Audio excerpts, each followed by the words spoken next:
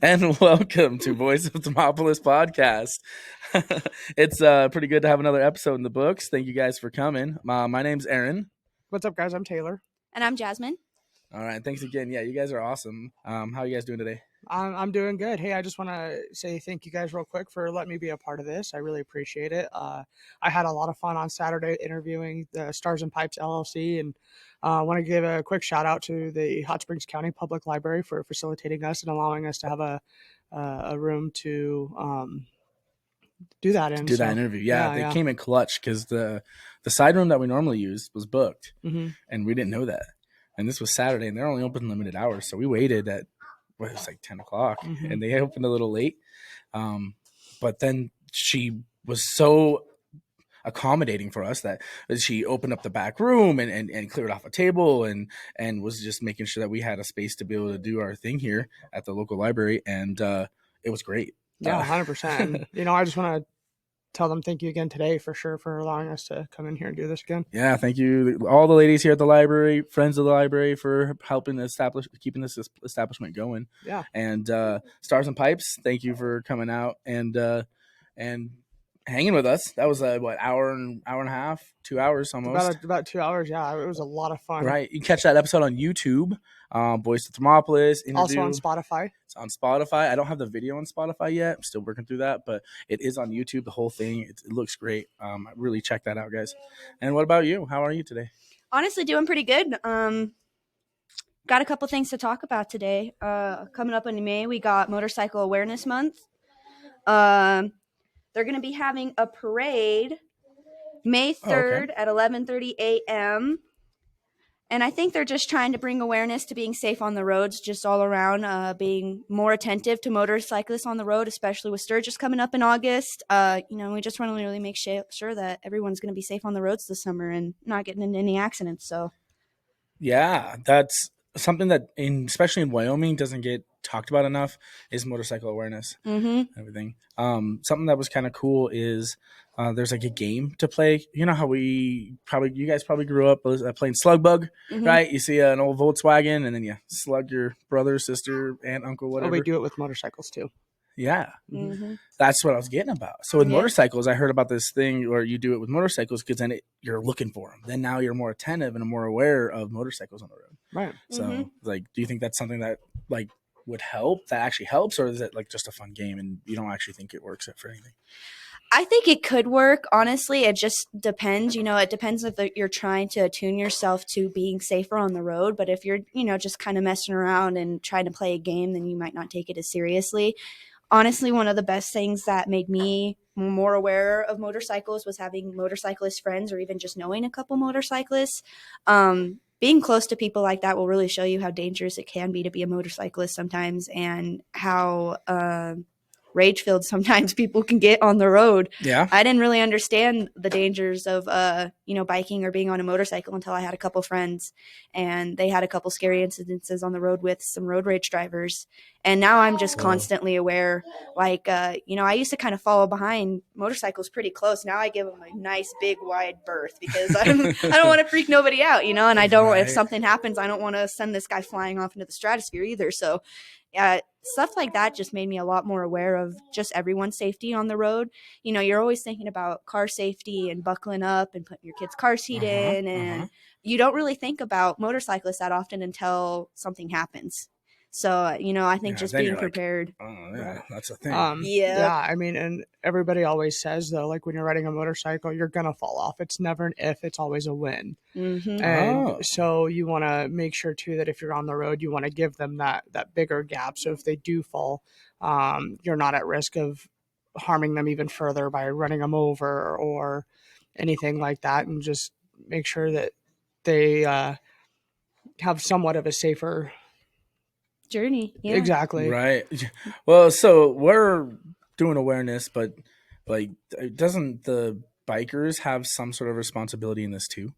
Absolutely. I think if you're on the road, it's on everyone on the road to be vigilant and be aware of what they're doing, from cars to motorcyclists. You hear a lot of the incidences where motorcyclists do get road rage as well, and they'll kick somebody's mirror off, or they'll kick a bumper, or, kick a window and break it. So I think it really comes down to everyone just being more attentive and aware on the road and being aware of everyone else's surroundings as well, not just cars for motorcyclists, but motorcyclists for cars as well. That's how everyone stays safe on the road. That's what I was kind of asking is like, while we're staying vigilant, we're holding parades for awareness. We're all trying to increase that awareness level. And then the bikers get to just, blow through town at 60 miles an hour on their bike because they can weave through traffic and outrun a cop or something, Yeah, no, definitely. So, there definitely has to be, it has to be on both sides of the fence. There has to be accountability on both sides. And I think just starting to be more aware from bikers to people in cars and cars for people on bikes would just help that exponentially, just being aware that just because you don't necessarily understand it doesn't mean that you have the right to make someone else feel unsafe on the road because you're upset with it, Right. I think that's fair. Yeah. I know a lot of people who do ride bikes, they always say that they try to make their bikes louder, and it's not for the fun of it. It's just so people can hear them. I mean, you've got loud diesel trucks. It's not going to be very easy to hear a motorcycle coming up next to you or behind you. So they try to make those pipes a little bit louder for. Well, you mean to tell me while I'm sitting there and I'm blaring Taylor Swift driving to Worland that I might not be able to hear the motorcyclists, so they're making their motorcycles louder. Yeah. There's bikes out there that are so quiet you don't even know they're right next to you. Wait. Has anyone seen a quiet motorcycle? Yes. Absolutely. You raised your hand. That's like me. I have. I know everybody can see me, so pick me. No, I'm just kidding. I mean, I think you think of motorcycles and you think they're like these like Harley, like great beasts, and they're growling and they're like ripping up the road. They have an entire episode of South Park dedicated to how loud motorcycles are. Right. Okay. Did we forget about this? But in that defense, so you have to look at it as like the ninja bikes. They're not as loud as if you were to have a Kawasaki or a Harley or anything like that. I mean, because most people, when they think loud noises on a motorcycle, they're going to think that specific. They're not thinking of the ninja bikes or the Hondas or anything that's out there that have the quieter,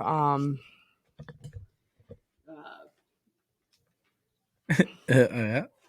Can you show? Yeah. Okay. There you are. They're going to have the quieter pipes and the motors and stuff like that. So. Okay. So it is possible. Do they have like electric bikes? Do they have electric motorcycles now? I mean, I would assume so. I don't have any idea, Maybe but I would have to assume. Google that up later or something. I could do it now, but honestly, I don't want to tie up so much time with like Googling things. Right. Stuff. For sure. But, and they're probably not as prevalent, and they're probably not going to be allowed to go to Sturgis. Like there's a lot of honestly, Sturgis sounds like it would be a lot of fun though. I've seen some pictures of some friends that have been up there, and some of the bikes they have up there are just amazing. Like, man, love of to go to course, Sturgis. right? There's like 10,000, probably more. I don't even know the number, but there's like thousands of bikes that show up for that. That's like that's over in August. Like August 1st, I think is what 2025's the date for that is, and that'd be kind of cool, right? Right. It's like once in like a bucket list thing at least is to like go to Sturgis and see the thing. It's like going to Vegas, right? Yeah. So Sturgis, the concerts, the bikes. I mean, that's crazy. Didn't they have that?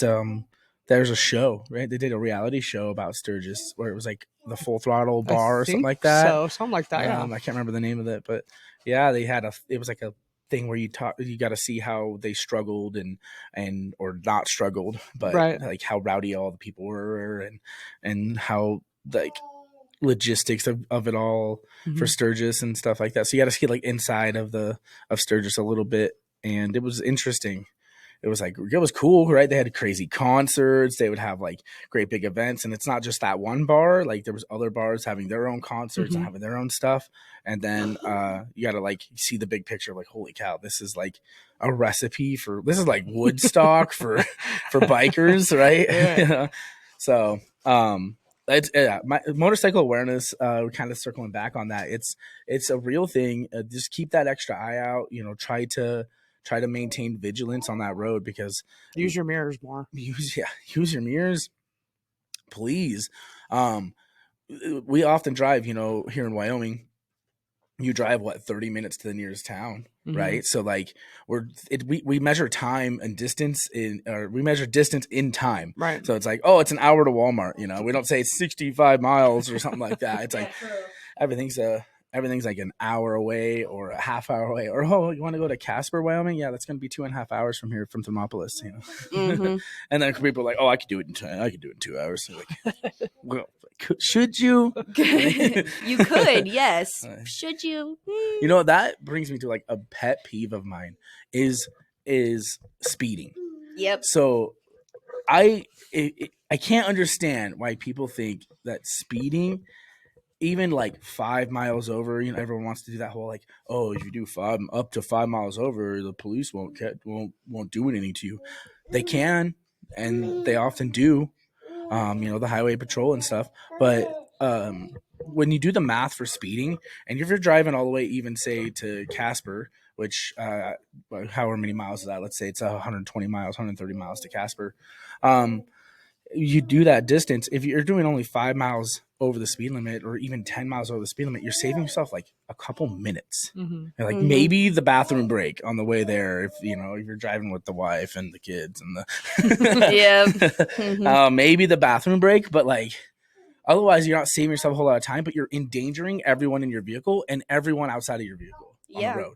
Right? Especially here in Wyoming, because our weather is so unpredictable. Crazy. And no, it's not just the weather though. You got the wildlife out there. And you got wildlife and stuff, and then you have tourists coming in that don't know how to drive in our weather conditions, that aren't used to the abundance of wildlife we have here.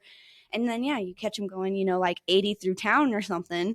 And so I agree with you. That is a very big pet peeve of mine. I think people just need to be more aware of where they're at on the road. Like, just back almost to the motorcycle safety thing. You just got to be more aware. Yeah. Like, just straight up, like, whether you're familiar in the conditions or not, or if you know there's a lot of wildlife or not, like, the extra 10 minutes you might save is not worth totaling your car or hurting your family or hurting someone else on the road. Well, and that's just it too on roads, is you can drive that same road thousands of times, and sometimes you just have to treat it as if it's the first time. I mean, I've been over the Bighorn Mountains to Sheridan dozens of times, but every time you drive up there, you just have to be careful and be aware, because you know, you never know what wildlife is going to come out, or what a driver is, how they're acting on the road, anything like that. And it's just, you got to be careful. It's always unpredictable, which is why you just always have to remain vigilant. Absolutely. Yep. I agree 100%. You know, speaking of vigilant, you have to be pretty vigilant when you're at the dinosaur center. You're doing one of those dig sites, and you have to be looking for those bones and looking at that stuff. Careful. No, we have that. We have the dinosaur museum here. It's a big deal. Have you guys went even recently? I went a couple years ago, like right as I moved back to Wyoming, and it's pretty good still. I mean, they had a lot of the stuff closed down at the time when I went. They had a lot of the exhibits marked off because they were doing some work on it. So I didn't get to see. Yeah, they were doing renovations. So I didn't get to see all of it. But even from when I was a kid, they've really made a lot of improvement to the museum. So I'm really excited to see what it looks like now that the renovations are done. I haven't been since. So. Right. Yeah, it's been a couple of years for me as well. Last time I went there, I was working for the school, and that was. It's okay. We have a kiddo here in the studio with us, helping us out, being security. Yeah. So if there's any security risk, you're gonna hear the alarm like that go off. And the security is that microphone looks way too interesting, and needs to be inspected by our security officer. But anyway, yeah, I got to see the whole museum because they weren't closed down for anything. But yeah, it was a blast. I love going there. I really enjoy it. So hear me out. We try to do like a live stream, and we all three go over to the dinosaur museum one of these days, and we just do a live stream and check out the exhibits and get with the people there. Maybe we can do like an interview. Yeah, I was actually just going to say that. Maybe do an interview with them. Yeah, maybe someone there will be willing to give us like a guide, be like a guide for us, and have a good time and show everybody how, like. What I'm really interested in is seeing, you know, we can see the glass where they're cleaning up the bones and stuff like that. I really want to be able to talk to them. Have you guys heard any updates about the plot they bought here out of town to make the bigger dinosaur museum? I haven't heard about that since I graduated high school. Like right as I graduated, they bought this whole new plot of land, and they were going to put like a whole new dinosaur center and like theme park almost right outside town by the Wind River Canyon. Yeah. They bought the plot, and I haven't heard anything since. Right. And you saw the plans and everything. Those were cool. Yeah. I was best friends with the executive of the museum's daughter for a little bit, Serena Guyon. Mm-hmm. And when right around the times we were friends was when her mom was building and buying this plot for the Dino Center. And I just haven't heard anything since. I don't know if they're still going to do it, if they're just going to sell that plot. I don't know if you guys have heard any updates about that. I have. So when I heard that they were doing renovations at the Dinosaurs Museum where it's at now, mm-hmm. That made me think, well, are they not going to move? Are they just put a kibosh to that? Yeah. And I heard that there was like a funding thing where the director, the lead there, that's cool. Sorry. There was no sound. Like, wow. She was sneezing and looked like she was like, I don't know, maybe having a stroke. So I got a little nervous for a second. I hate sneezing. So I try to. I've held in like every sneeze since like the 5th grade. You know, that's really bad for you, right? Supposedly, but 5th grade and 30 something now. Yeah, so. It's a habit now. It's not going to get kicked anytime soon. So I don't know. The damage has been done, right? It's like if you've been smoking for 25 years, like, well, I mean, you probably have to stay smoking at that point. It's not good for you. Don't smoke. If you haven't started, please don't start, right? But yeah, it's like one of those things. I've already held in my sneezes for so long that what's another 10 years if it's so bad for me, right? So with the renovations happening, I assume that maybe there was like a stall on the upgrade or the new building, and then with what I was hearing about funding is that it had something to do with the lead there ended up having to do so much out of pocket toward the renovation, to making the new building. And so that it was like, well, why out of my pocket? This is a thing that's going to enrich everybody, enrich the community, bring more tourism here to Thermopolis, like this kind of stuff. Why does it have to come out of my pocket? Right. At least there should be some sort of community match, but we can only do so much, and we didn't want to raise taxes. Now there's a lot of conjecture here because I don't actually know the factual stuff, but this is kind of like what I heard in the pipeline, and I don't want to bring up a lot of like, again, I'm maybe really good at this. It's just like talking about things I don't have all the info for. But yeah. Yeah, right. So maybe I'm just really good at not talking about things I have all the info for, but right. Like that was kind of what we end up doing. We come together, we talk about what we've heard, we try to do some of the research, and then we able to get that right information out for people. But yeah, I haven't heard anything about it overall. It's just like maybe there was some funding stuff that was like really struggle bus in there. So. Yeah, honestly, I was just curious about it because I was kind of excited. Like I said, when I was friends with her mom and her were constantly planning stuff, and they were really excited for it.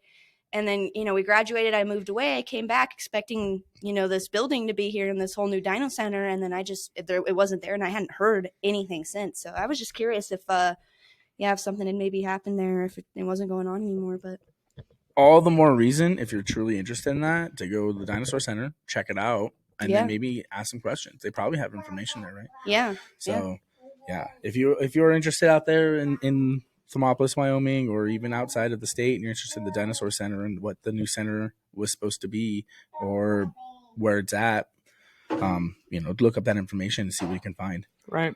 They have that women's dino and soak. So women's dino museum and soak thing with the wildflower women. Man, tongue twister all of a sudden. And so they're doing an event there with the dinosaur museum and stuff like that. So that is, let me have it pulled up a little bit. So that's going to be May 3rd on the Saturday, 2025, 9 a.m., 3 p.m. So location, Dinosaur Museum. They probably go over to the pool afterwards. You can register online, wyoparks.info/wildflowerwomen. That's perfect. That's the same day that motorcycle awareness parade is on too. So yeah, there will be a bunch to do in town that day. Go early, watch the motorcycle parade, and then go soak and check out the dinosaurs. That's a whole day right there. Yeah, everybody. Whole day planned out. We don't have anything to do in this town, but that sounds like a whole day planned. Yeah, honestly. And then you take out your local vendors. There's going to be, we got the local restaurants and stuff like that. So, you got some lunch going on, maybe dinner, depending on, if you're hungry after you soaked, So I always get super hungry after I Same. I was just swim. going to say, I cannot go swimming in these hot pools here and then not immediately go and crush an entire large pizza. Like, there's just no way. I get starving after swimming in these pools. Right? Yeah, so maybe more people need to go to the pools and buy large pizzas. Yeah, exactly. That'd be great. Hashtag not sponsored. All right. So this week is kind of quiet, right? If you ask me, right? There's not a whole lot going on. There's a couple meetings. There's like the rhyme time, play time. There's the Hot Springs Health Hospital Board meeting. That's on Tuesday. Hopefully this episode is actually fully up by then. We're recording this here at 10 o'clock Monday morning and trying to get this out before the evening so you have it for your work week. So if you're listening to this outside of Monday, some of these dates and some of these things might be tough to make. So Gun Club meeting, May 1st, Thursday. That'd be cool. No, it would be super fun. Yeah. We were just talking to Braden about all the gun clubs and all the gun shows, right? Because they do the gun show stuff. And they help put on that. I don't think this is them. This is going to be at the local armory building. That's at the north of town. As you're leaving town there, you'll see it on the left-hand side. That's going to be May 1st, Thursday, 6:30 p.m. to 7:30 p.m. Gun club meeting. I don't think this is going to be an open thing. If you're part of the gun club, I think you get to go to this. It's like their meeting, but I don't think this is like a come all your friends and bring your guns and let's have a yeehaw. So when I was in the National Guard and we'd have our drill weekends, it would be like a gun show every time because we meet up once a month and everyone's like, hey, I got a new gun. You got to check this out. So everyone goes, you go out to the parking lot and everyone's got all their new gear and they're all showing off all their cool stuff. And it's like, man, this is Wyoming life. Yep. Wyoming in a nutshell. Wyoming in a nutshell. Yeah. So we're all here to proud of it. Be National Guard guys. And we're all here to do a job and take care of our neighbors and each other. And then, we have a gun show after that and in the parking lot during a time of break or something. And then, that kind of stuff. So it was cool. It was always cool to see like who's got the coolest thing, Yeah. It's like real. Award goes out to who has the biggest gun, and then award goes out to who has the coolest gun. Every drill. So it was a lot of fun, to see that kind of stuff happening on. Right. Did you guys hear that Darren's building a new fishing lodge right here down by the H Street Bridge? By the H Street Bridge, a fishing lodge. That is not the Wind River whitewater rafting? Yeah, no, it's going to be a new fishing lodge. Yeah, I heard that it was going to be a new rafting. shop.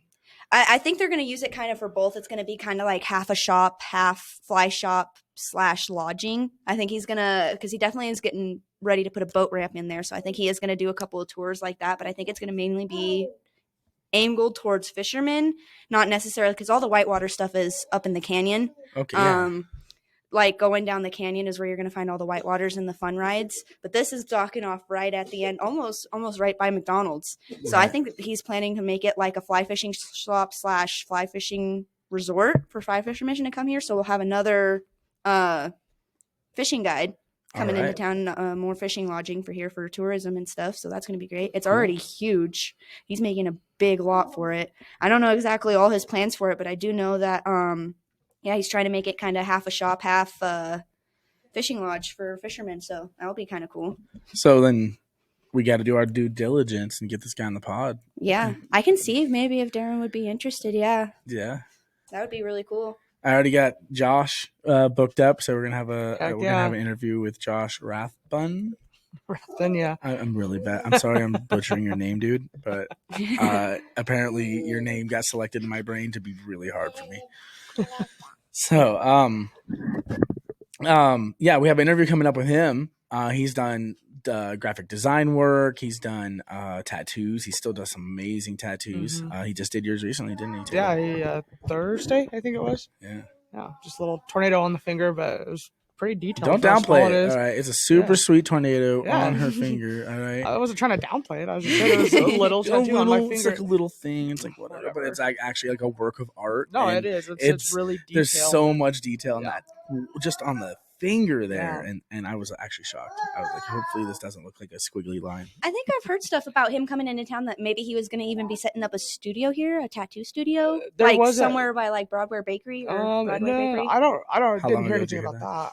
This was a couple months ago. This was maybe even about a year ago. I heard that someone was coming into town and finally going to set up a tattoo shop here. So that was a couple of years ago. I think something like that happened, and it only lasted a few months, I think, and then they closed doors. And okay.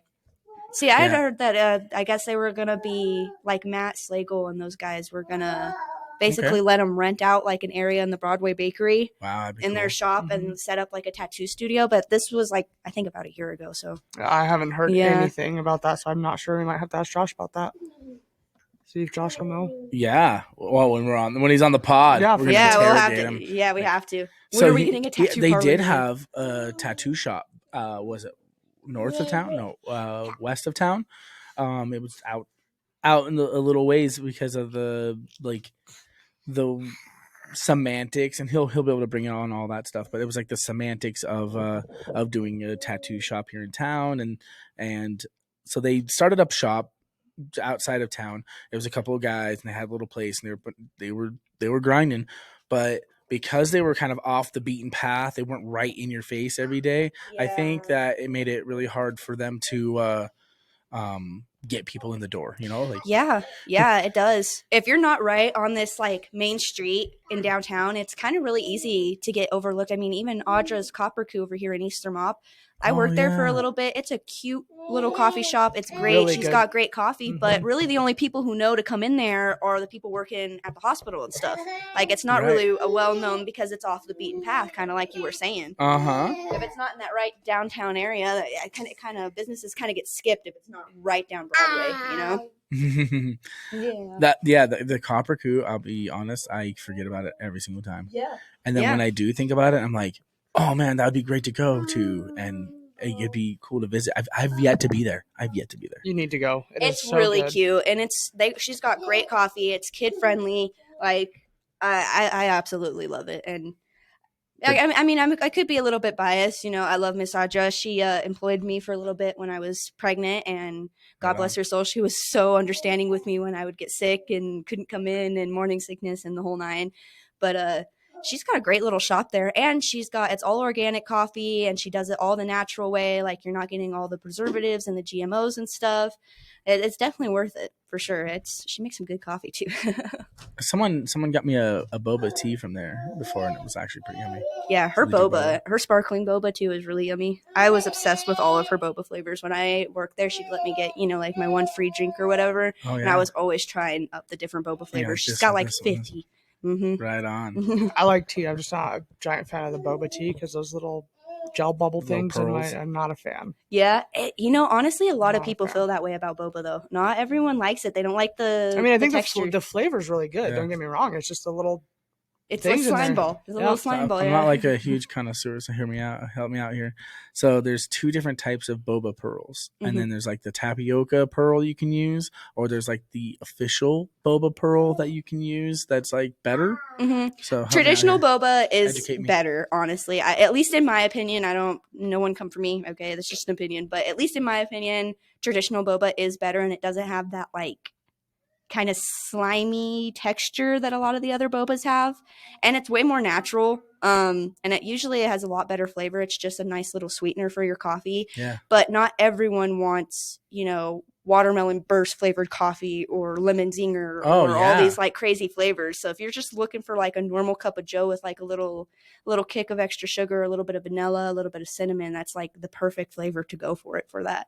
But if you like crazy flavors, the sparkling bursting bobas is going to be right up your alley because they literally like explode in your mouth. They're full of flavor. It's like biting into a Jolly Rancher. It's right. Some people really like that. Biting into a Jolly Rancher, huh? Yeah, that sounds awesome. My teeth are not that strong. My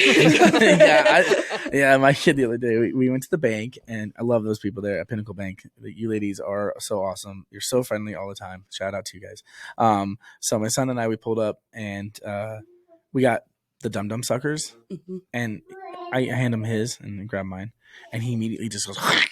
I was like, whoa. That was me making a sound of him just chomping into it. He just obliterated it in like a bite. And I was like, man. That was I don't me think as a I've kid, ever though. done I that. can't lie. Never. I used to do that to Jolly Ranchers. Like, I just bite them in half and then put either half on either side of my cheek and sit there and just, like, gnaw on them. I was crazy, dude. You mean to tell me you don't know how many licks it takes to get to the center of a Tootsie Pop? I don't. I was too impatient. I would just bite that right through it, Do man. you know how many licks it takes?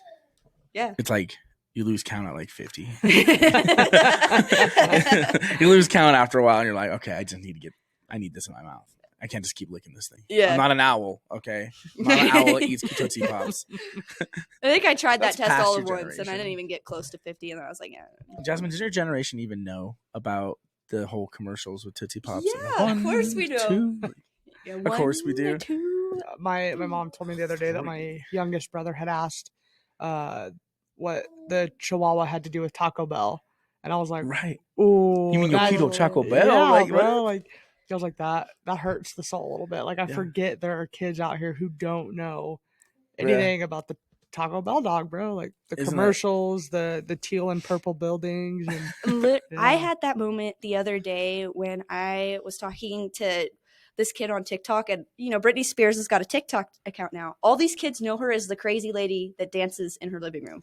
Not like Britney Spears, the pipe. And Hit me, baby, one more time. Yeah, like come on. So I was talking to this kid in the comment section. And I was like, you don't know Britney Spears? Like, hit me, baby, one more time. I listed some of her songs. I was like, dude, she was like the biggest pop star icon, 90s, and she was like, no, like we just know our generation knows her as the crazy lady that dances in her living room. And I was so they don't know about her being amazing in the 90s and then shaving her head in 2007. Yep. No. She is now known to the TikTok, like the Gen Alpha and Gen Z kids, as the crazy lady who dances in her living room. She's not. What makes her crazy? As she posts on her TikTok is mainly like her old performances, like her old choreographies and stuff. Right. She doesn't post really a lot of her old music or anything anymore. So it's just her dancing to some of her old songs and stuff. And that's all she posts is her old choreography, like just her dancing in her living room. And so people were like, oh, she's just the crazy lady that dances in her living room. And I'm like, no, dude, that's Britney Spears. What do you mean you don't? Just the crazy lady? Yeah. And they don't know about that YouTube video. Leave Britney alone. Oh, man. Yeah. That was my I'm getting old moment. That was peak internet, bro. Honestly. I'm telling you. Bring back that level of internet. For real. So, like, that kind of brings into a topic I was talking about with a coworker the other day. And they just released. Okay, this is gets a little nerdy about video games. I'm gonna, disclaimer or whatever, trigger warning. And so about video games. So, they re-released a game that was super popular called Oblivion, Elder Scrolls Oblivion, and the story on there was super deep. It was kind of like a choose your own adventure. So they have the world built out, and you just kind of go and do what you want.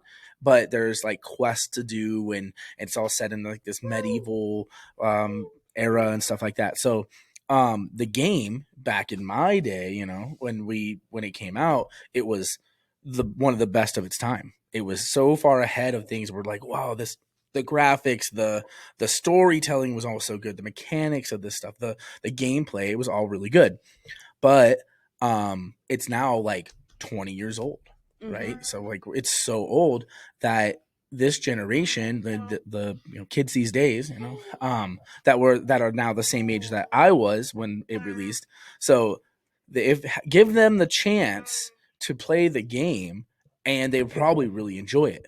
But it's so old that you don't think about it. It's like going back and like, you know what, Jasmine, you would really love Pac-Man. If you gave Pac-Man a chance, it's going to give you this entire good, story, and you're going to have a lot of fun. You're going to put a bajillion hours into it, and you'll love Pac-Man. And you're just like, oh, it's not like a super old retro game. Like, nowadays we have like 3D VR, games that are super immersive and stuff like that. Why do I want to play something that I'm just a little wonka guy eating fruit, Yeah, exactly. So like they remastered it and they re-put it out, and it was a bunch of controversy. Now there's a lot of probably some other controversy because of maybe some changes they made and stuff. But my bigger point is if you look at it like this, where these game companies are these game companies are giving like a second chance to a game and reviving it for the new generation.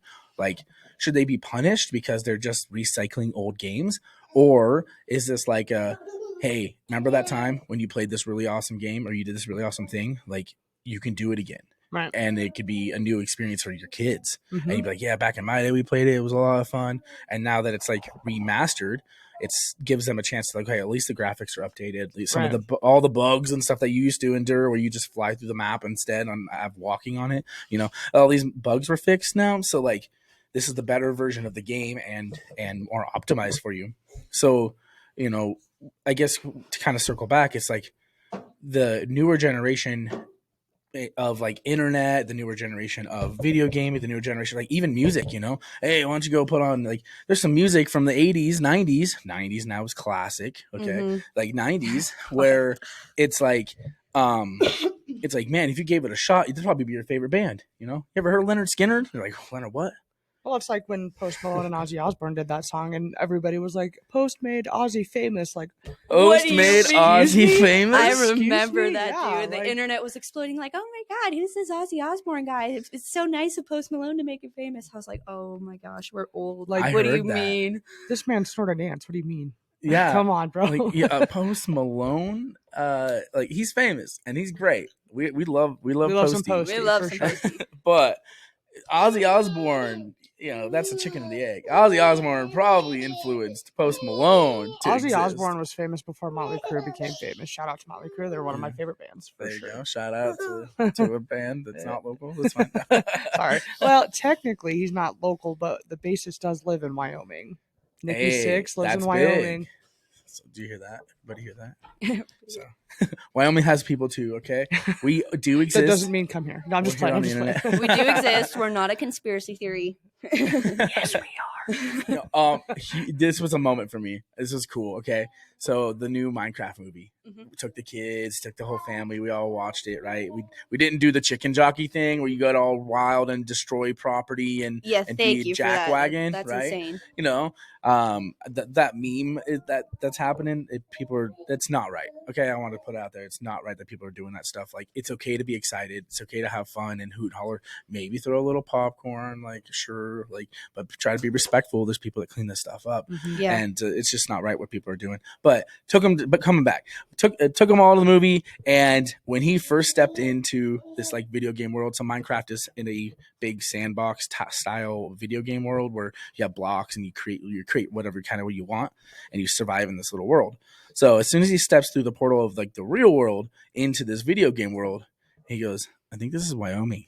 And I had to clap. I was like, you know what? Bravo. Because that's what I'm sure a lot of people feel like when they come out here, because we just have endless miles of untouched land. Nothing. Yeah. Honestly. You can look as far as the eye can see.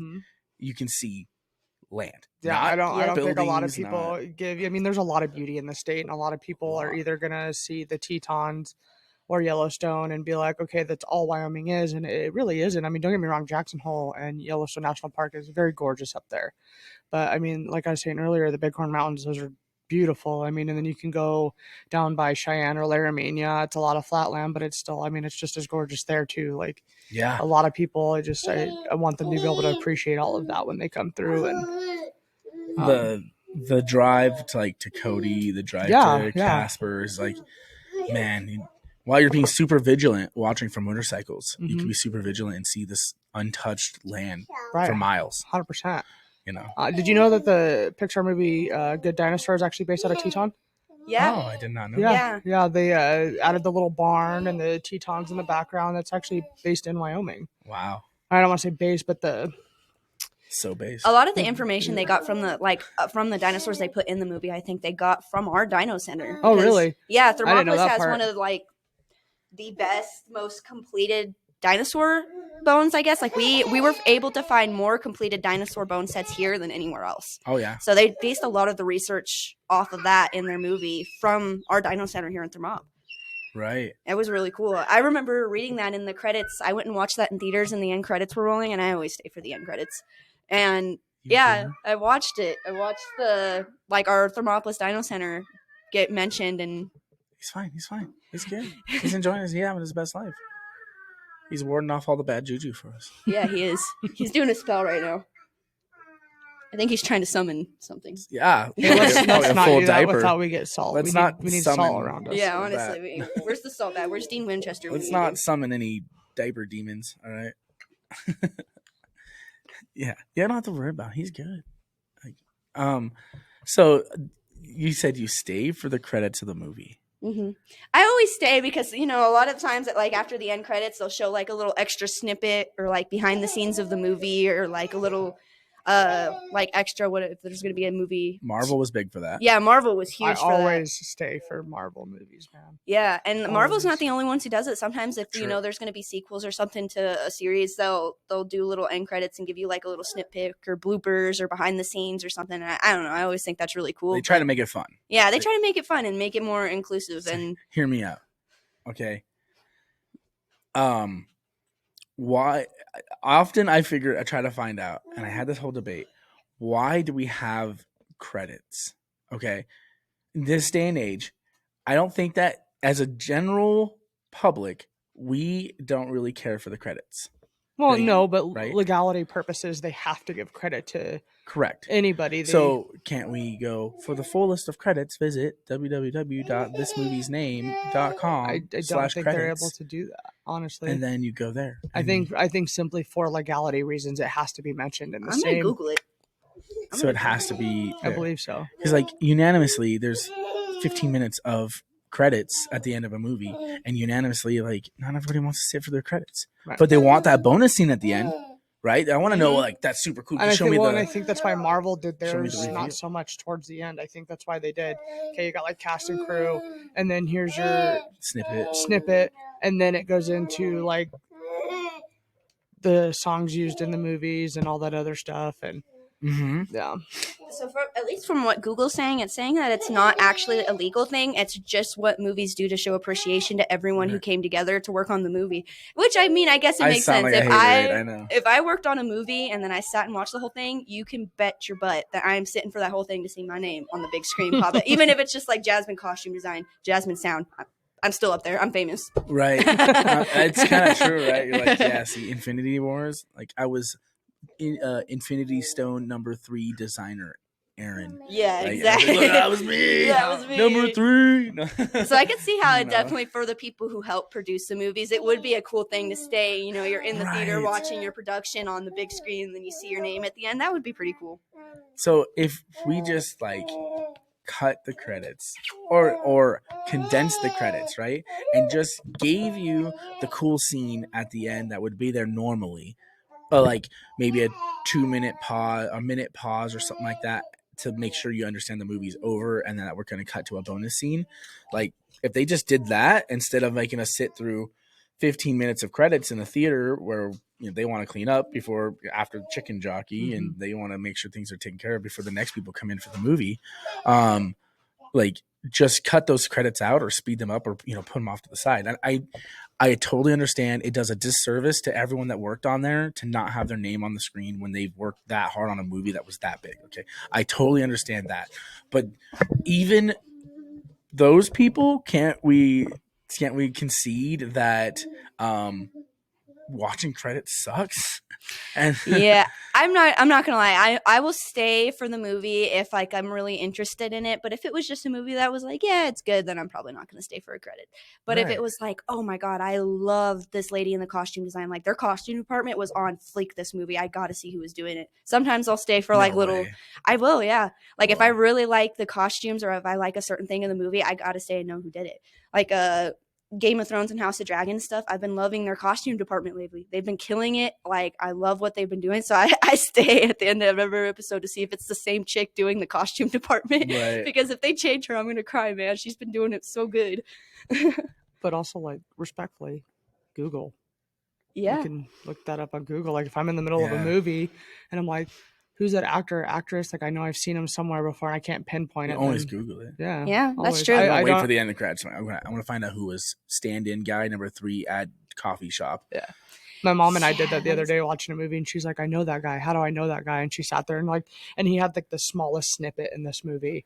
Yeah. And she's like, he was on a soap opera I used to watch. And I was like, the fact that you just found that, like, kudos, because good for you. Like, I'm that See? person when I watch movies too, though. I can't even front. Like, if I recognize a face, I'm immediately Googling where I know them from. Yeah, like, or 100%. if I like the costume, if I like what they're doing with their action department and the stunt doubles, I'll even look up stunt doubles. Like, if there's a really cool stunt in a movie, I'm like, now I got to check out this guy's page and see what he does in real life. You know, like, Right?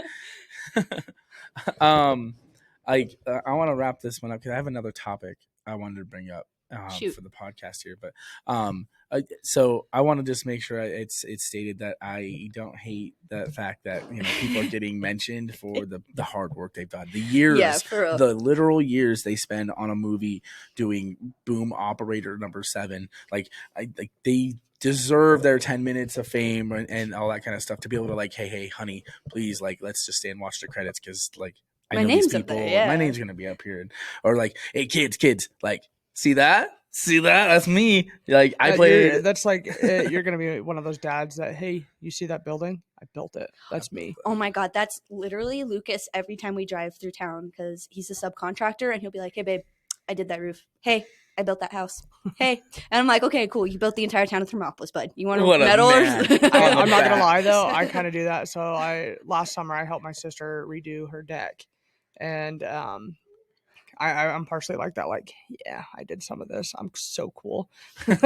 Honestly, same though. I don't even get mad at him when he does it. Like, I helped him paint one building for one job, and every time we drive past that building, I'm like, I painted that. He's like, stop right now for a second. I want to just appreciate that work. Yeah, just appreciate. Whoever did that was amazing. You should probably marry them. Their work is so good. Honestly, put a ring on it. Yeah, put a ring on it. And that's what he says everything. That one and that one. Yep. Like, okay, honey, can we just fast forward the credits here? I love how we turn into Beyonce all of a sudden. Just put a ring on it. Put a ring on it. You're so lucky to marry me because I did all this. Thermopolis was built on my shoulders now. But there is people that have been built on their shoulders, right? And those are the Hall of Fame that Braden was talking about. Absolutely. Yeah. So we definitely need to go check that out. I didn't even know a Hall of Fame for Thermopolis. Thermopolis has its own Hall of Fame. I didn't know that. They induct people into the Hall of Fame. Yeah, he said it's at the courthouse. Like when you just walk in and to the left or something on the stairwell, it's right there. Huh. I never knew that. Yeah. That's insane. Get a cool little bite of history and check that out sometime. When you're moseying on through out of the courthouse. I'm sure you're rushing there to go. Telling us a little bit about like the like the very first mayor of Thermop. That's cool, honestly. Speaking of courthouse, there was this thing that's happening today. It's the 28th, so Monday, the Local Government 101, and it is such a cool idea. I'm so sad that I have to miss this. It's at 6 to 7:30 p.m. Today here at I wanted to say library, but now I have to make sure I tell it. Location's the Learning Center. The Learning Center. Oh man, big shout out to those guys. Barb Rice, you are a legend in this town. Mm-hmm. You will be on the Hall of Fame. If we have anything to do with it, you'll be on that wall. Honestly, Braden, I hope you're listening. Yeah. Braden, the whole committee. You guys need to, make sure that she gets notified. She gets up on that wall, because if not, we'll make a new wall. And she's going to be on that because she's awesome. She does a lot for this town, and all the time. I really love what she does with the kids that have a little bit of a struggle in their life, and the way she takes them in and teaches them to do a lot of these things is amazing. So big shout out to you, Barb. Yeah, the resources that she provides for every kid, every troubled kid. She does GED programs. She's always working. Always doing so. There's no days off for her. Right. Also, I want to say too that anybody that feels embarrassed about having their GED, you have no need for it. I got my GED, and it's something. It's better than really having nothing at all. But you don't need to feel ashamed about getting it. I mean, not everybody gets a high school diploma. Yeah. Shout out to GED bros and gals. I don't know. You go out there and get your good enough degree, my friend. Good enough degree. That's downplaying it now.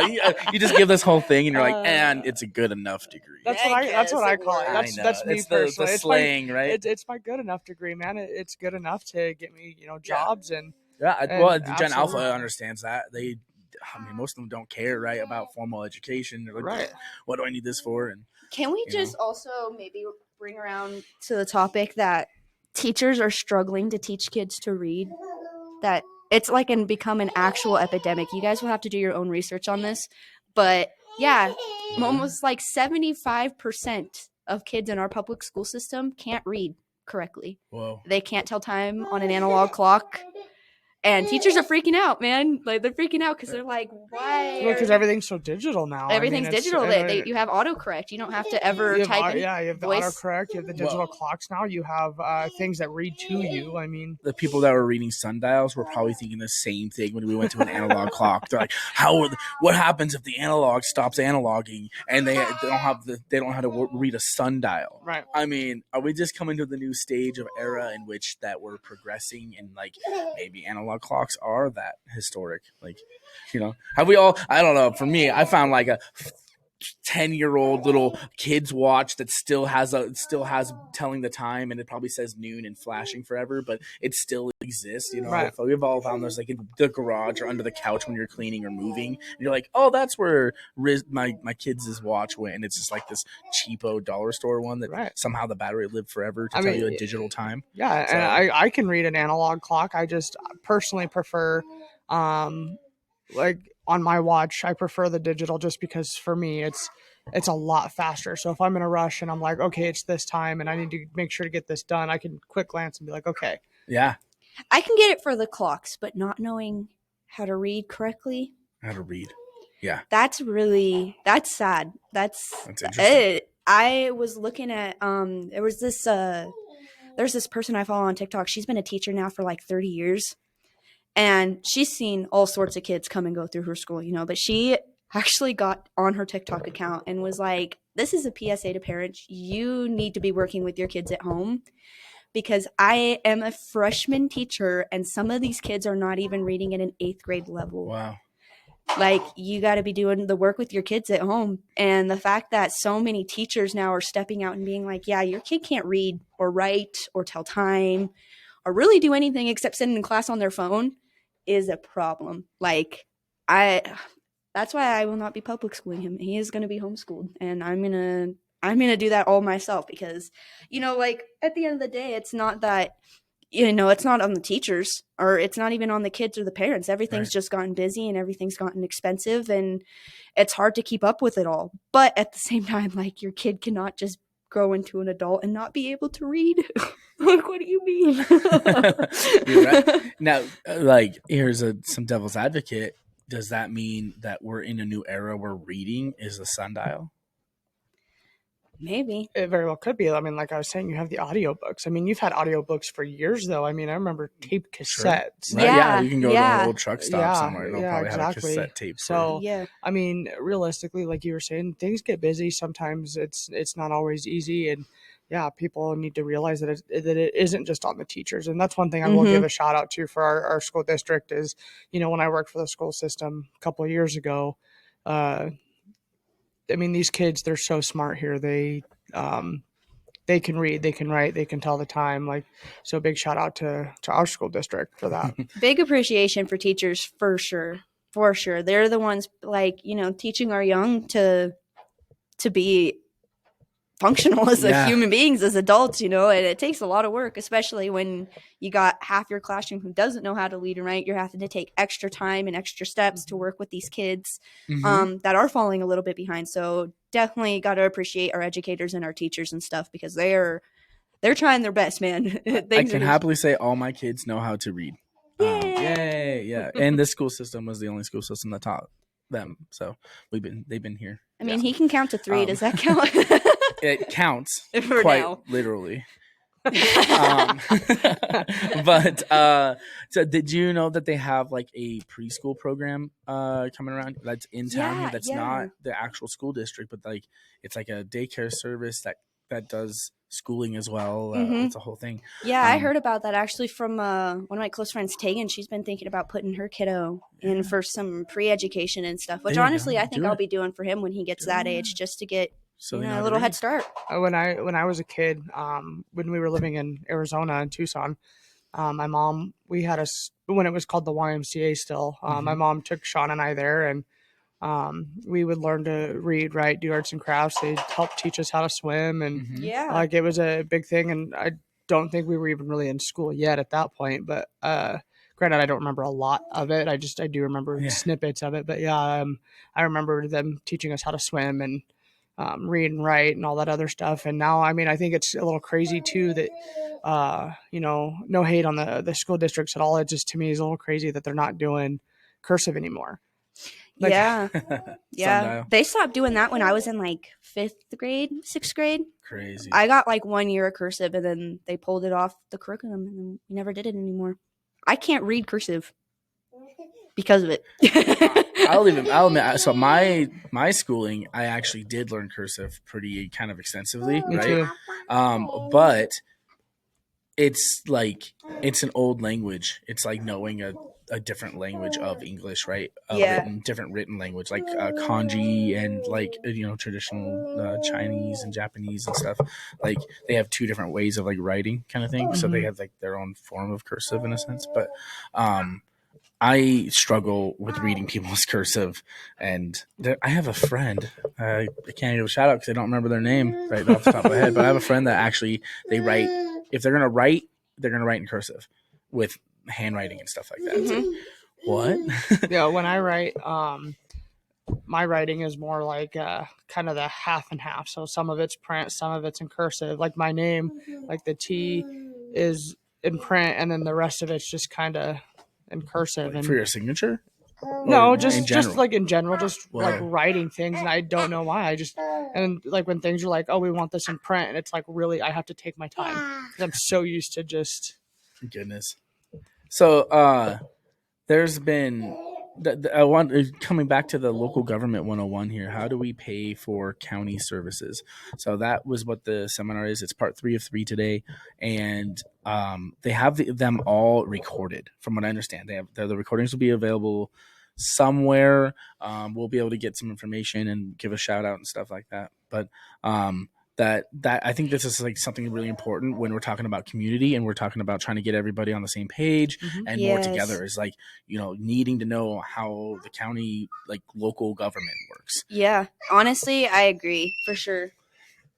So that might be something I'm going to go through my week and listen to and see if I can get a hold of these recordings. If I can find it online accessible, I'll put a link down on a post on the Voice of Thermopolis on Facebook. So that way people can find that stuff too if they're interested. Did anyone hear of the fake news? Yeah, the fake news about the star being sold to the tribes. Oh yeah, I did see that. I saw an article on Facebook actually that they're apparently they were going to sell them back to the tribes or something. Right. No, so they sold. They were trying to the tribes, and that's why like the flags were hanging in front of the star and the movie theater. Yeah. It's a completely fake news. Everyone, that the star has not sold. It's still held up in litigation. It feels like it was a scammy thing that someone tried to do by saying that, like purposely putting out that fake article, misinformation, in order to like push the ball in one way or another to get the tribes involved. Yeah. So then everyone's asking the tribes, like, what is going on? They're like, what is all this hubbub we're hearing about it? And so I just felt like it was a really scammy. It's probably not even ethical to try doing that kind of stuff. To just it's in a state park. It's not on a reservation or anything like that. And I mean, right, there was a treaty and stuff, right, with the native tribes for them to use the land, and they had to meet certain requirements for this treaty. But I don't think they can just repo that, right? I probably not, unless someone that was native bought it up. Like if they do decide to put the star on the market again or not give it over to the state, if they kind of just like leave it up for bid, especially with all the work they did have to do on it, maybe, I don't know how that would work. If they did sell it to a native, would that mean that it would be like native territory? Would that mean like there would be a whole different like set of rules and regulations if a native bought it up and made it a part of like their land? I don't know. Yeah, but that's crazy though, because I mean I don't know how that all works, but with it being a state park, that's a lot of paperwork. Yeah, that you have to get through. Right. So the state is the one that manages the leases for that property. Right. And however the lease was structured, that's always the big question. It's like, how is the lease structured that Roland and his family are no longer in operation because they decided to terminate the lease? And then The Star Plunge is trying to seek, what, like, not reparations, but the compensation for the work that they've done. And from what I understanding is that the work that they've done was just part of the lease requirements anyways. So, like, either they held up their end of the deal, they did all the repairs and things they needed to as per the lease agreement, or they didn't hold up their end of the deal and the state decided to just not continue the contract. Or there's the third more nefarious dark option, that the secret buyers of the teepee, that conglomerate that is based out of Alaska, from what it's understanding. I'd love to get him on the pod because he did a whole article in the paper. There's an article out there, read that. Like, everyone has the best interest of Thermopolis on their mind. So put it out there straightforward. Like, think about this: if you're gonna buy a business, even the teepee, even the you buy a business here in town, you're not going to try to destroy the town and end tourism so that way you go out of business and you're sitting on a multi-million-dollar investment you just bought and then you get to sink with it. Yeah. No, it's not going to happen, right? Everyone's going to be like, no, like, I'm going to make sure I try to promote my business as much as possible, bring in as many people as possible because they're bringing me in money. They're bringing me in sales. So like at the end of the day, this isn't like the town is going to be suffering because of someone different owning these buildings. It's they're not going to secretly siphon off the funds of the whole entire town and going into this thing. It's everyone wants the town to succeed because if the town succeeds, we all succeed, right? We have more funds coming in, more taxes being paid. Those taxes are helping clean up our streets, fixing the stupid potholes all the time. Yeah, businesses aren't going to be losing their business either. Yeah, businesses are all going to be bolstered. People got to eat. Yeah, people got to work those buildings. You have to have staff. The bigger they are in the state park, the hotel, they can build another 3 stories on the hotel if they do that, right? Who's going to be cleaning those rooms? Who's going to be doing maintenance and stuff? They're going to have to hire all these more people. Those people will have to live here in town because you can't commute from Casper all the way over. We're not can't just be a town over. You have to live in Thermopolis basically, or Worland maybe if you want to make that commute, but to be able to actually work your job. So all just to say that, like, if the state park succeeds, if these businesses succeed, then we all succeed. We all get bolstered. So it's not like the new owners are like some shadow government that's going to ruin Thermopolis. So well, I think people here too are just sometimes a little scared of change because, you get a system set up and it works. It's kind of like that mentality of, well, like, if it's not broken, why fix it? Right. Okay. So I think that's a lot of the concern with new buyers coming into the state park is, Roland and his family have had that forever. Like, that's what we 49 know. years, I think. Yeah. Yeah. They've had that forever. Like, we know them, we know about their family, and, having some strangers come in maybe just makes people feel a little bit uncomfortable. I think that, like, he really wants that microphone. Oh, and he got it. He got your microphone. My bad. My child is a gremlin. But so cool. You keep talking into it. He wants to talk into it. Hi. I'm on to you. Yep, I'm on to you, little dude. I think a lot of it though is, I know a lot of people are scared of change, but I think too people didn't realize how much the Star had affected a lot of businesses around here until it closed down, and now everybody's seeing drops in sales, and now everybody's just kind of struggling a little bit to try and keep that up and make ends meet. Exactly. Right? When we're down, like a good chunk in sales in our local businesses, there's a sizable percentage. It's probably not as hyped as a lot of people are saying. Like, they're trying to say like 35%. I don't see that. It seems like businesses are doing okay. But that also kind of rolls into, like, the town has more to offer than the Star Plunge. Right. Yes. I have reached out to Roland via Facebook, which is probably not the best way, but what was the other person to get a hold of too? His daughter? Taylor. Okay. So yeah, Taylor Sweeney. Yes. So I haven't reached out to her yet, and I will, but I want to get them on the podcast. I want to do an interview. I want to sit down. Let's hear the story. I want to hear your side because we're just getting kind of one side about this, and we want to know like exactly what's going on so we can remain as unbiased as possible with all of it. There's actual facts of these things that are going on. And the best way to clear up these misconceptions or the misinformation or any of that is to go as many interviews, talk to as many people as possible, get that word out, and that way we can clean up the misinformation that's going on. Right. But by just sliding out random articles on Facebook every day and trying to garner community support that way, you're just making that pipeline of misinformation just worse, right? And especially Facebook, where everyone has their gripes about Facebook, how much drama it is, how much this kind of stuff it is. A lot of speculation. So it's everyone has 10% of the information that they're trying to portray, but also defend. And so I'm portraying and defending my 10% of the information I know about this, and you're doing yours, and you're doing yours, and you're doing yours. And then now we have all these like conversations of like, well, why can't we just do that? Well, why can't we just do that? And no one's getting any answers because no one wants to clean this up and be like, yeah, this is what's actually happening. This is the real deal. So let's get these people on the podcast. Let's talk.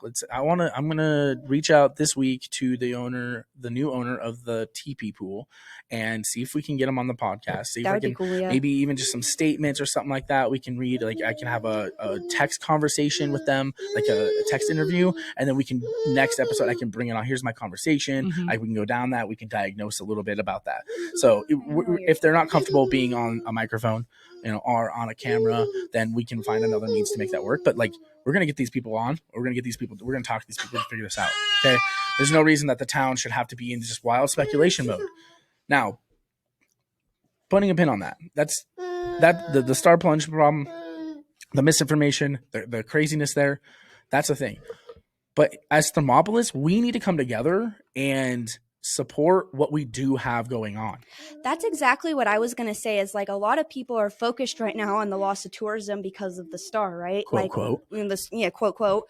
And that's been one of the biggest things, like, oh, the star and the teepee, they're our biggest tourist attractions. But there's so much else here to do in Thermop that we could be marketing towards tourists instead of just the star. Yeah. I think that was kind of one of our mistakes as a community, as we were like, oh, the biggest thing to do here is go to the Star Plunge. It's the hot springs. Yeah, but that's not, that's not true. We got the buffalo pasture. You can go and take your kids to go see the buffalo. We got hiking trails. We got fly fishing. We've got normal fishing. We got the whitewater, even just the whitewater trips. If you're looking for a fun family vacation spot for your family, Thermopolis is still it, even without the pools. The pools are a big selling point, but there's still so much here to do. Don't we have more to offer? Yeah, we have way more to offer. I think if we started as a community trying to push other options onto tourists in that kind of community, we wouldn't probably be struggling as much. But we're so focused on the loss of the star and the loss of that quote unquote tourism there.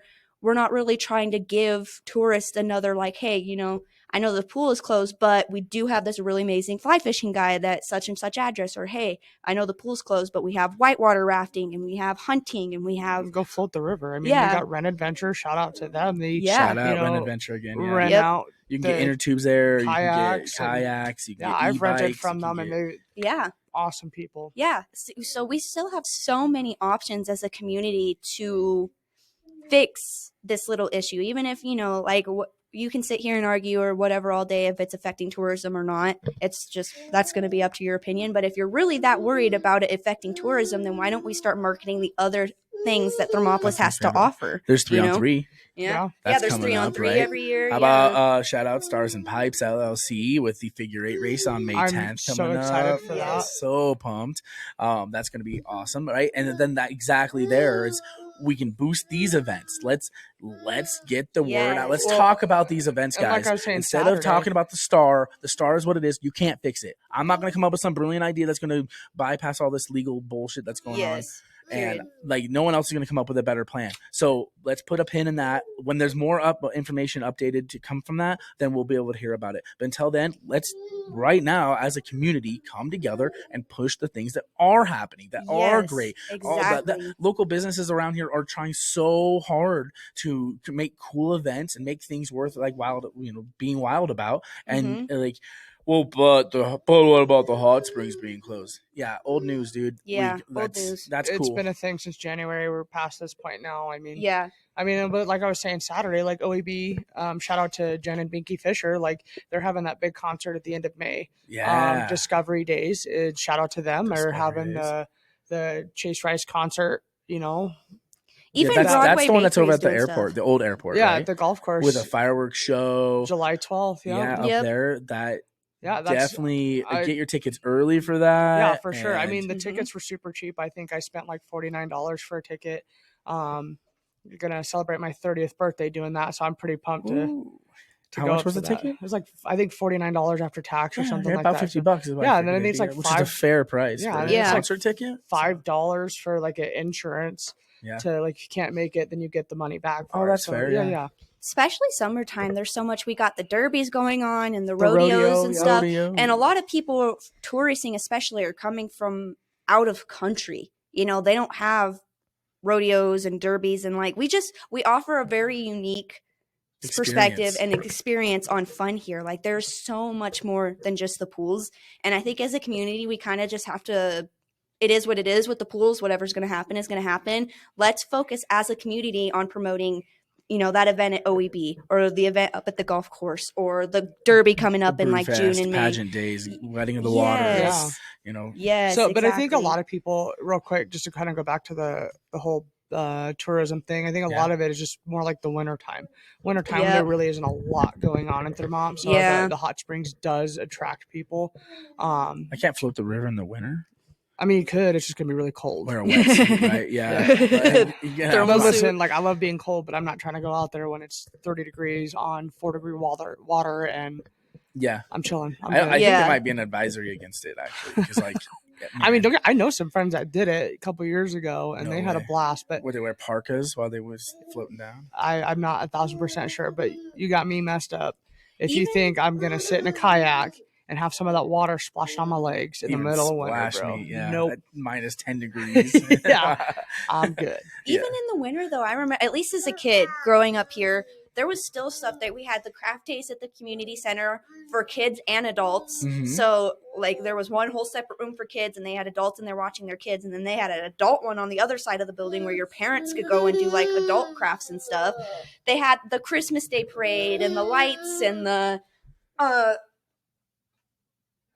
like the Moreland a couple years ago, at least when I was in elementary school, used to do like a winter market, and they'd set it up like, I don't know, like every Friday or Saturday night, and vendors would come out and do like homemade apple cider and homemade Christmas toys and homemade Christmas decorations, and it was just people from the community coming out that love to do arts and crafts stuff, basically, that would come out, and it was like every Friday or Saturday, and you'd go out every evening, and you just go get your little cup of hot apple cider and then go down to the market and get a cute new little quilt or Christmas blanket. That's so fun. We used to do stuff like that all the time, and as an adult, that stuff kind of hasn't happened here recently. Like, I wonder why we got away from that. Yeah, I don't know. I know a couple years ago, I can't remember who put it on, but they did almost like a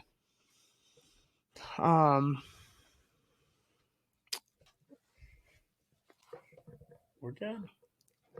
Oh, you got the flag. Right? Cool. I can't think of the name right now.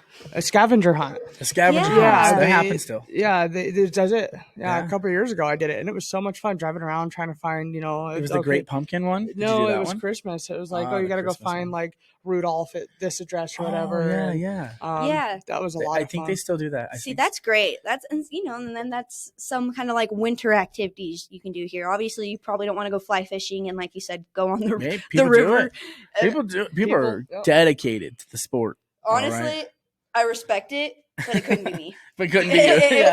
If it drops below like 10 degrees, I'm inside with my warm blanket and my heater cranked to 80. Let's be real. A lot of people are like, hey, 55 degrees is a little chilly, Yeah, for real. If we only can have the weather like California has, where it's like midwinter and they're at 70 degrees. Yeah. Moving back here after living in Arizona, I never used to think 55 was that cold. And then I lived in Arizona for a couple years and came back, and it was like, like 55. And I was like, oh my God, it's freezing here. Like, well, when did it get so cold? Welcome to Wyoming. The desert is freezing. Yeah. Mm-hmm. The desert's cold. So there's definitely a lot of the things the town has to offer as far as tourism goes. And if you choose to come and live here, did you know that you can actually go to the Chamber of Commerce and get like a welcome package? They put together a bunch of resource information for you, a bunch of goodies locally made. It's all like a cool little basket thing they put together, little bag that is like a starter kit for living here in Thermopolis. Yeah, and shout out to the Chamber for doing that, man. Yeah. You guys are great over there. Yeah. So. For real. Everyone affiliated with the Chamber over there, you guys have been all super good, super supportful of this podcast and joining the community together and sharing those resources. Making sure the event really calendar's updated and people are staying up to date. So you guys can go to the Chamber of Commerce website for Thermopolis and you could find all these events that are going on that aren't staying at the Star Plunge. And you might accidentally have some fun or get educated on something, Yeah. So don't be afraid to reach out or to check that stuff out. Yeah. So hey, real quick, we're gonna change the subject on that. I just want to give a shout out to the high school real quick. Their prom's coming up. The prom's high school prom this Saturday, May the 3rd. Wait, how did your guys' prom go? I went to prom twice. So the first time I went, I was a freshman. I did not put a dress on, so don't even think about asking.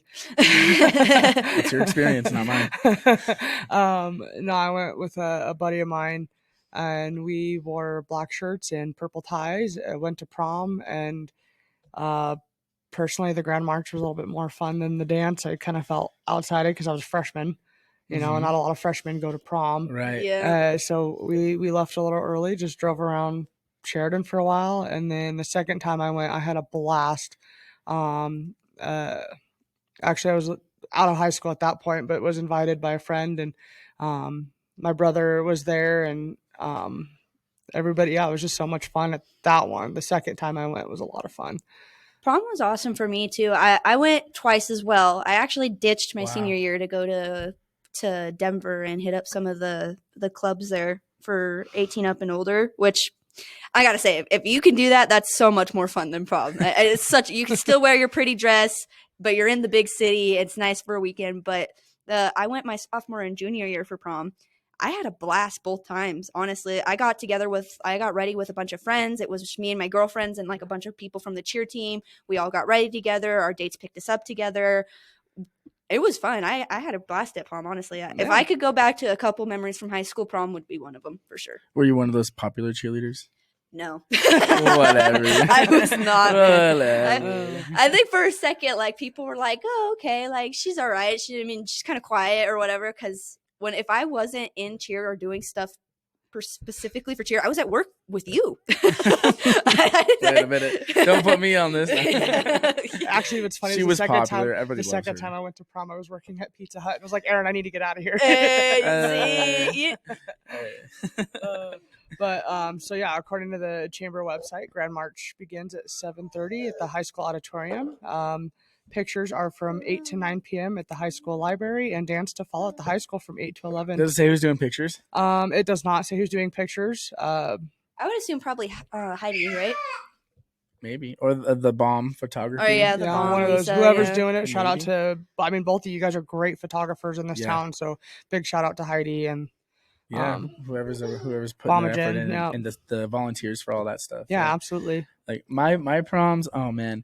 I honestly don't remember if it was prom or homecoming or I don't remember which one was which, right? So some of them I didn't go because I was like, I'm against the system because I'm cool and I'm a nerd, and so I'm gonna go play Dungeons and Dragons or something instead of going to the dance. But I've had some really great dances and some really fun. Mm-hmm. Here's a funny story. So I went with a girl and I was super excited because I had a thing for her and I was like, oh man, she actually wanted to go with me. I was so stoked, one of those scenarios where you actually ask the girl that you really want to go to and she says sure, not even yes, but she was like sure. But we got there and then it's one of those stories. 5 minutes in, guess what she did? Ditched. Went right to her friends that she actually wanted to go with, but she just wanted someone to pay the ticket. So I was just man, not even a dance because I really wanted to go get to know you more. No, but I think that one I ended up with my friend. I found my friends there, and and we had a good time. We danced and stuff like for that dance. And I honestly, I don't remember which one it was. It could have been prom. I don't know. So yeah, that was my story with when it comes to that stuff. I was such a nerd. I was a little hustler when it came to prom season, dude. As soon as prom season came up, I think I want to even start doing it. And I would start posting because I did the makeup for the entire cheer team. I did makeup all the time, so I'd post around prom season like, "Hey girls, if you want prom makeup done, come to me." I'd make bank, man. A little self promo, honestly. Hey, any high school girls, if you need your makeup done for prom, you're trying to look snatch, hit up your girl Jasmine Garcia. She'll get you going. But I would, dude. I think I made like $500 one year doing everyone's prom makeup. Just side cash. Making everybody snatched. Making everyone snatched. Making them slay. Okay. We're too old to know what that means. You know, we're talking about the voice of Thermopolis. I don't know if Thermopolis knows what you just said. What is snatched? And give a little bit of a definition for that so people I mean, I can understand like if she had said, you know, if you want to look fire or good or fresh. Let's look fresh, bro. Snatched is basically like looking fire. On point. So why could you just said that? Yeah, because that's the new lingo. Yeah, it's the new lingo. I got the younger voice of Thermopolis. I gotta try to relate to the kids who are gonna come to me to get makeup. Have you ever tried to talk to a Gen Alpha? I don't even know what that means. Dude, I have one. And sometimes I'm like, can you just tell me their age? I don't know. You got to talk on their lingo, man, or they don't understand you. You try to talk in our days lingo, they're like, dude, you're old. Like, what are you saying? I'm old enough where if I talk in their lingo, it immediately isn't part of their lingo anymore. They're like, oh, it's I instantly make things uncool. I'm the nerdy, goofy dad that isn't afraid to kind of just be who I want to be. And if I say, oh, that's fire, that's skibbity, I'm so Sigma, you know, like if I use these words right now, I just killed 3 words out of Gen Alpha right now. Yeah, it's single-handedly. They're not going to use it in their vocabulary. He's bringing it up on a podcast. And he's like almost 40 years old. He's like, we're out, bro. We're out, guys. Like, bomb. Like most people are like, what is that supposed to mean? Like, bomb. Like I wrote on it when I was tight. Like, that's tight. That's dope. See, I'm not old enough. I'm still to the point where I can still say some of that and not be completely correct, weird. But at the same time, like I'm also weird. To the point where, a little bit. It's still a little weird. And then I do talk to a Gen Alpha, and they're like, "Slay, period, snatch queen." And I'm like, "What did you just say? What does that mean?" I need to make sure you didn't say something. Can I put this in Urban Dictionary? I'm gonna have to Urban Dictionary this real quick. Okay, 1 second. Oh man, stay away from that. Oh man. You get some wild definitions of like I remember when calling somebody a dork was an insult.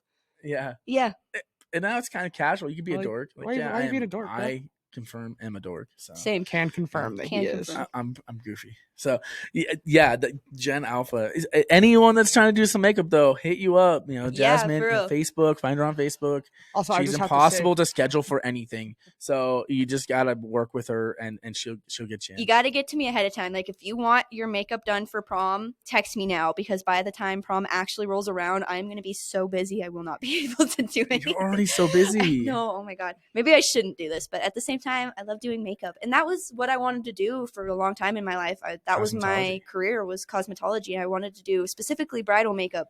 But and you got a wedding coming up. And I got a wedding coming up. So you're gonna do someone's bridal makeup real soon here. You get to do my own, which is honestly I would prefer it that way. I'm way too picky when it comes to makeup. I don't think I could have anyone else do my makeup for me. Where are you guys getting married at?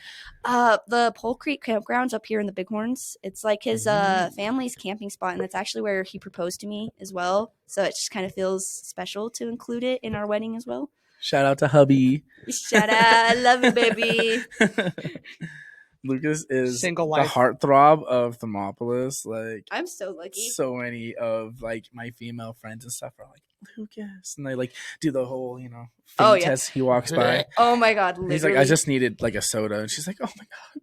From me? No, literally he is though, and I'm like, slay. I'm the one that gets to marry him. You got him. You locked him up. Got it, man. You just come in from out of town because you left, and then you come back. Be like, I need to pick that one up. That's kind of literally how it went too. Like every once in a while, I was kind of thinking about Lucas as I was like doing my own thing in life, and I'd just be like, oh, I wonder what he's up to. And then I came back here, and I was like. I'm gonna make a move on this, and it worked, man. Like I manifested that, I did that, I put in the work, and I got the reward, man. Yeah, the reward. Yeah, and now you have about 1,000 angry women on your plate now. When I announced my pregnancy, it was It was bad. It was bad. I want to hear the tea. Okay, so the tea is we actually had to end up cutting off quite a few people when I announced my pregnancy because almost. Mm-hmm. It's almost noon. Yeah, we're gonna finish it. We're at an hour and a half, but I want to hear the story. I announced my pregnancy via Facebook, and I had a lot of people at first, especially past flings and stuff of his, that were like, "Oh my god, congratulations! I'm so happy for you." And I was like, "Thanks, girl." I could tell that was so sincere. Anyway, and then shortly after I gave birth to him, I heard these rumors that some of these, I'm not going to name names, but some people got really jealous and started saying that I was using like hardcore drugs and that's how I lost the baby weight so fast. And right. Like that he probably wasn't even Lucas's. I was like, girl, I did not realize announcing my pregnancy would make me public enemy number one for a lot of Lucas. When you're locking up. I didn't realize that, like Lucas, he is a catch. He's a sweet guy. He's amazing. I'm very lucky to have him. I love him with my whole heart. I didn't realize the enemies I would make by falling in love with him though, and especially announcing our pregnancy. I was insane. I was getting hate from people who didn't even know me just because I was dating Lucas. Right. I told you. Yeah. It was a battlefield for a moment, and you know what? At the end of the day, I still got him. So yeah, you tried your shady stuff. It's worth all that. Yeah, haters gonna hate. Taylor Swift told me about this, so haters gonna hate. I just want to announce to everybody that Aaron is absolutely in love with Taylor Swift. So Taylor, if you end up ever hearing this in your lifetime, he's married. Stay away. No, he's just playing. He's a Swiftie. Yeah, we can't blame him though. She's still. I mean, so many of her albums are about me. They just changed the names out. She just likes stuff. Yeah. Anyways, we all know you're her secret little lover. This is the voice of Thermopolis here. We try to have some good conversation about things that are going on in town. We try bringing the voice, what we're hearing from the community, and be able to promote that and then educate the people of the town on things that are going on misinformation that's being put out there. We're trying to correct a lot of that. We're trying to build up the community in meaningful ways, so that way all of you can have a better life here in this small town, and we can all benefit from being a little nicer to each other. Yes. And we can all benefit from just being a good neighbor, because everyone here is our neighbor. We're 2,700 people in Thermopolis roughly, and every one of them is a neighbor. You can throw a stone to nearly most people. Yep. And we did, we poked a little bit of fun today. We had our giggles, we had our laughs, but at the end of the day, we are just trying to bring up, things that are going on in our community, problems, issues, conversations that are happening within our community. We like to have a little fun or whatever, have our giggles, have our laughs, but at the end of the day, this is really for not just us, but our community. We're trying to find a way to bridge the gap that has seemed to just been pushed wider and wider these last couple of years. Are you a pterodactyl? Or are you? Yeah, you got anything to say about the Voice of the Mop podcast here, Taylor, and you can get us finished up here? No, I mean, I agree with Jasmine. We're just having our laughs and all that other stuff, and just trying to voice things that we're hearing around the community and hoping to stay, positive and unbiased, and we just want to make sure that everybody's heard and we're solid. Yep. Yeah, sure thing. So if you want to see somebody else on this podcast, you want to see someone with an interview, you want to hear about a hot topic, you want to get some more information, we're all dedicated to being able to bring you the right, correct information as unbiased as possible. Any opinions that we express here are just opinions, but we really are serious about what we're trying to establish here as far as being a community resource for all of you. Mm-hmm. Absolutely. So, thank you for staying this hour and a half into the podcast with us. If you made it this far, we appreciate you. We love every single one of you guys out there in Thermopolis and beyond. And we will see you guys on the next one. So if you have any information, you want any more resource or information, go ahead and hit us up on the Facebook page. It's the main place to be able to get a hold of us right now. We also have YouTube. Please check out the YouTube. The videos are going to be uploaded there for the podcast.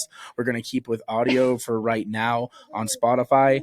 That way it's being properly uploaded in a timely manner. So all the resources are going to be available online. We've talked about everything here. The show notes and stuff are going to be posted at some point in the future. But all in all, we had a great time. Thank you, everyone, for coming. Yeah, for sure.